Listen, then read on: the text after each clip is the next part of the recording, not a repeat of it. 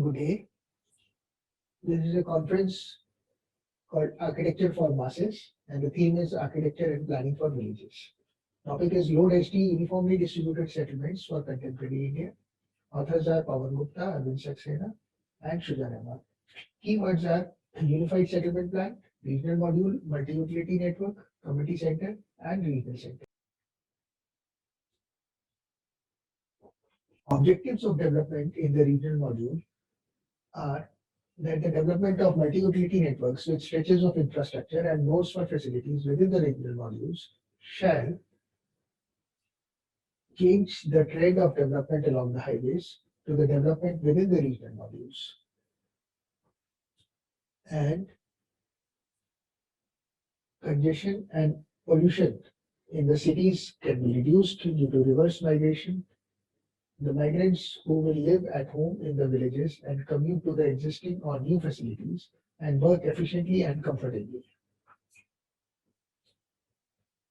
India has a well-distributed farm holding pattern and most of its population is engaged in farming. India has excellent viability of automation and communication technologies for the development of its hinterland, and substantial skilled manpower is available for functioning of facilities in the hinterlands in the form of reverse migrants due to unemployment in the cities and people's attachment with their family and farmland. The hypothesis is that the transportation and communication technologies will lead to all families getting access to various kinds of facilities and all the facilities to get a large number of clientele. This will lead to agriculture development by availability of fresh products grown in the neighborhood and services through economical access to the variety of modern facilities and manufacturing due to low cost of production, due to low cost of comfortability. The three hypotheses are that the entire hinterland of each state in India can be divided into similar regional modules enclosed within the networks of highways and rivers. Second, development of multi-utility networks with stretches for infrastructure and nodes for facilities shall trigger synergic growth within all three sectors of economy. And the development shall initiate organic growth of farm housing societies adjoining the nodes for community facilities and create a unified settlement pattern without any distinction between rural and urban areas of the country. The definition of a regional module is such that the regional modules of about 1,000 square kilometers are composed of hinterland enclosed between the highways, major roads, rivers, and forest boundaries. They have cities, towns at the vertices on the stretches or their boundary profile. It is desirable to consider this definition for regional modules of the state because these similar chunks of hinterland with 200 to 300 villages have negligible non-agricultural activities. Facilities and work opportunities exist primarily along the peripheries of these regions. The towns and the vertices of the boundaries shall provide initial stimulus for growth, and the population requirement for viability of a variety of institutions, industries, and business centers can be met by their 3 to 5 lakh inhabitants, including reverse migrants in the regions. Metropolitan region development areas have been identified in each state, and there are about 15 metropolitan regions in Odisha and 84 regional modules within these. The one which we have selected includes the module of Balangir. It has 5 regional modules, and Balangir has got 2 rivers on the sides and a highway on one side and one passing through it.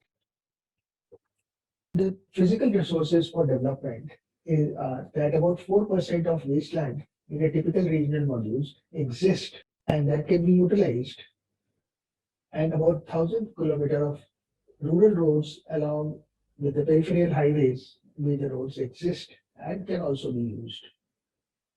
Or as about 4% of area is required for the development of its multi-utility network, and about 300 kilometers of these rural roads have been used as feeder roads, and the peripheral highways, major roads shall be used for rapid connectivity between the regional modules. The regional module of Balangir, multi-utility network which stretches for infrastructure and 2 categories of nodes, one for community facilities and the other for regional. This regional module with all the rivers, roads, and villages has been given highways, which is one of the periphery, one passing through it, and a multi-utility network has been superimposed on top of this, where feeder roads are passing through these, and the junctions of these networks have got regional centers. The junction of the networks with the highways is a major interchange point, and the feeder roads which pass through this thing intersect at a community center. There are about 20-30 community centers in an average region.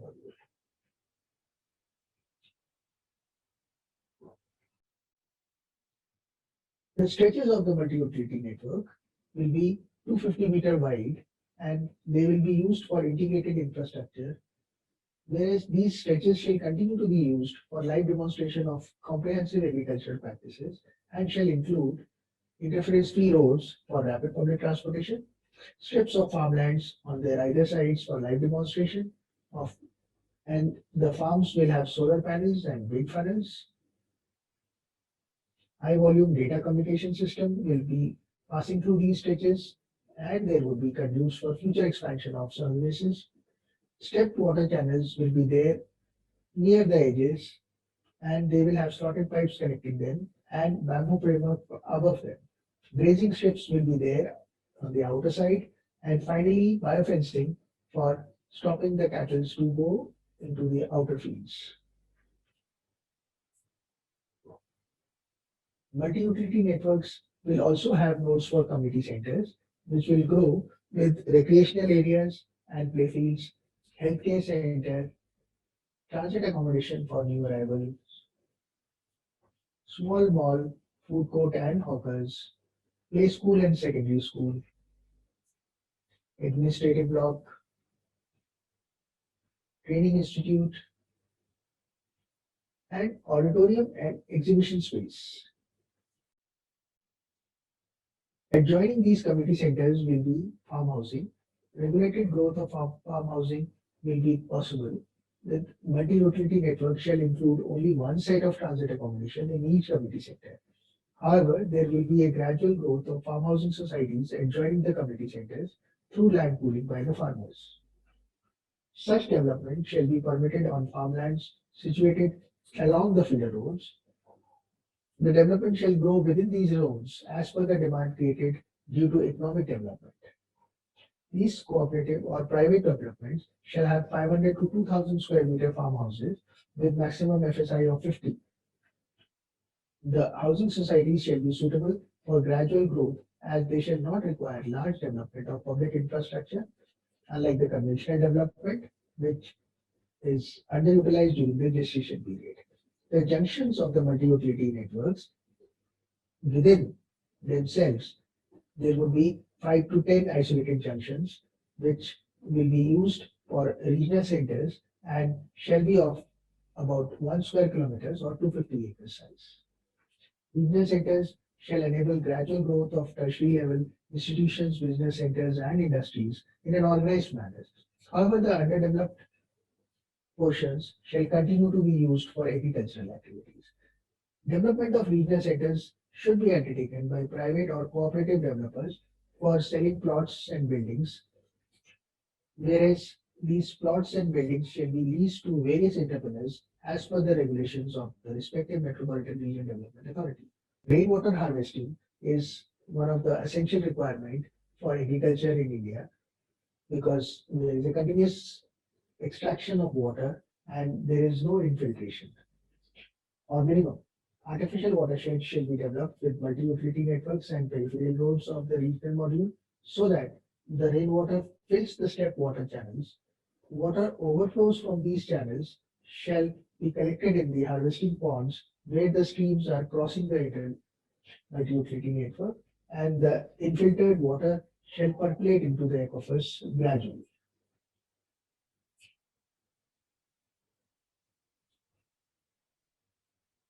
Solar power generation will be done extensively along the stretches. Solar panels shall be installed above the fields for live demonstration of appropriate agricultural practice. These panels shall provide partial shading for crops in the hot tropical climate of India. They shall minimize evaporation from the fields. They shall cover about one-sixth of its 6,000 acre stretches and create about 1100 gigawatt hour of electricity. They shall produce about 2,750 kilowatt hour per capita per annum for about 4 lakh residents of the regional module. That's about twice of what is consumed per capita at present in India. Electricity generation shall also be done through the wind funnels when solar panels will not be effective. The funnels shall be combination of turbines and piezoelectric membranes as per the advancement in technology in the due course. Power distribution is efficient because power generation shall be distributed to the areas within or adjoining the networks and for well charging stations at the community centers.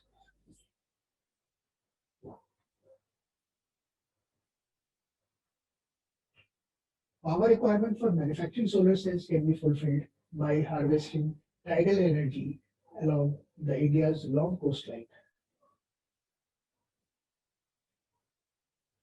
3-tier system for rapid public transportation will include about 1,000 kilometers of rural roads which exist in a typical module of 1,000 square kilometers. However, it is not feasible to run rapid public transport on them. These existing rural roads can be used efficiently as feeder roads, about 300 kilometers out of these 1,000. The proposed multi-utility networks shall include interference-free roads for rapid public transportation of passengers and goods. The first tier is along the existing highways, major roads, which connects the regional modules with each other. And the second tier is of the multi-utility network. And the third tier is of the feeder roads to the multi-utility network. These new roads along the multi-utility network shall anyway be required for operation and maintenance of infrastructure and agricultural activities through the stretches.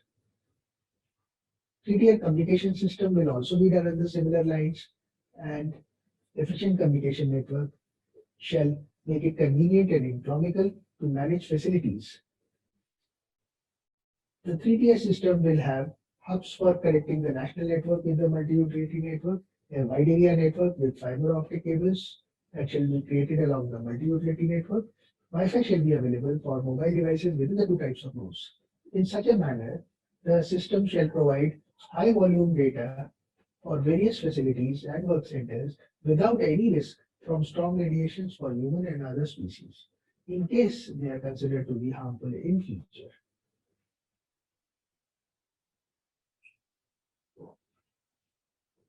Disaster management is becoming more and more important. Now, uniformly distributed settlements with population in spaced apart areas will suffer much less destruction in case of any war or epidemic as compared to the densities.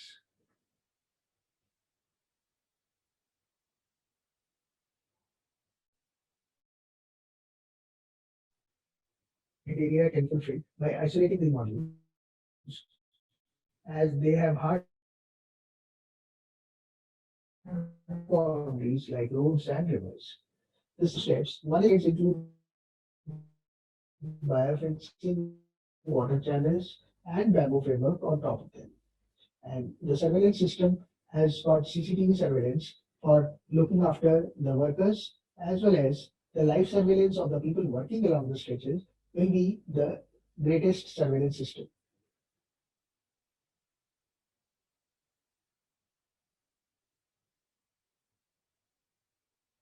Governance system shall be with government and public bodies.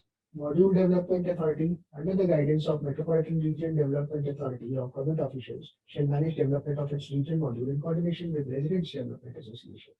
Each Module Development Authority shall create a Residents Development Association for themselves, acquire land for with payment or transfer, manage development as per the requirements.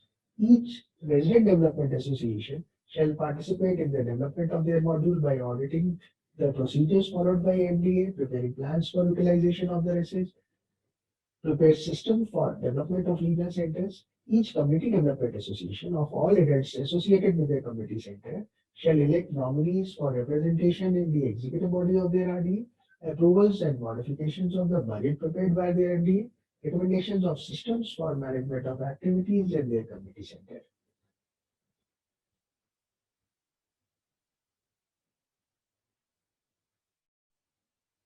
Financial implication during the development of a typical region model. The investments are estimated to vary from 1,000 to 3,000 crores on land and infrastructure for a regional model in various parts of the state. However, substantial amount of public land all over these hinterland is barren and can be developed for exchange, and the expenditure can be minimized radically. Apart from increasing revenues from agriculture on the consolidated land, development shall bring about a demand for institutional and industrial plots in the regional centers. Pessimistic estimate shows that return shall be possible in 15 years in both categories of regional modules. Firstly, where the cost of land is high near cities, as well as in the remote areas where low cost of land is there, and accordingly, the plots would be sold cheaper and more expensive as per the regional modules. This consolidated land shall also be available for mortgage to the financiers of the proposed project.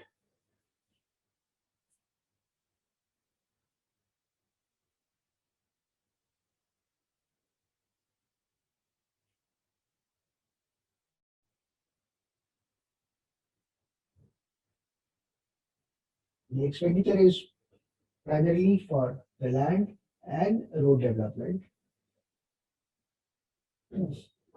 and the revenues are primarily from the sale of institutional and industrial plots and sale of mixed land use plots in the regional centers, along with the agriculture income of about 1,000 crores. This will continue indefinitely and help in the maintenance of the infrastructure and facilities in the multi-utility network. These are the references which have been seen for the development of this report.